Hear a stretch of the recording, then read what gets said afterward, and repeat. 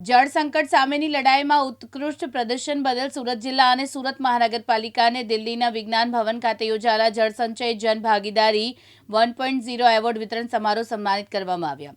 કેન્દ્રીય જળશક્તિ મંત્રી સી.આર. પાટીલના હસ્તે આ એવોર્ડ એનાયત કરવામાં આવ્યો છે। સુરતની જળ સંચય પ્રત્યેની જાગૃતિ સંવેદનશીલતાને પ્રમાણિત કરે છે। જળશક્તિ મંત્રાલય દ્વારા દેશભરમાં ભૂગર્ભ જળની ગુણવત્તા સુધારવા, જળ સ્તરને ઊંચું લાવવા માટે હાથ ધરવામાં આવેલા જળસય અભિયાન અંતર્ગત સુરતે આ સિદ્ધિ મેળવી છે।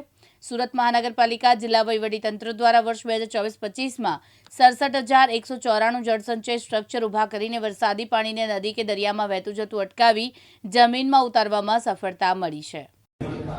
નમસ્તે। જળ સંચય જન ભાગીદારી અંતર્ગત આજે સુરત મહાનગરપાલિકાને કૃત્રિમ રીતે વરસાદી પાણીને જમીનમાં ઉતારવા રેન હાર્વેસ્ટિંગ સ્ટ્રક્ચર બનાવવામાં સમગ્ર ગુજરાતમાં પ્રથમ ક્રમ અને દેશમાં છઠ્ઠો ક્રમ આવ્યો છે।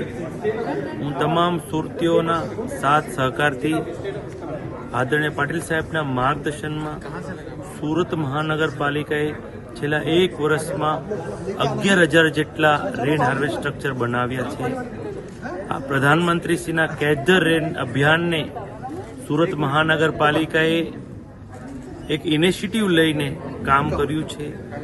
તેના માટે હું તમામ સુરતીઓને તેમના સાથ સહકાર આપ્યો તે બદલ આજનો આ એવોર્ડ તેમને અર્પણ કરું। સાબિર સૈયદ, દિવ્યાંગ ન્યૂઝ, સુરત।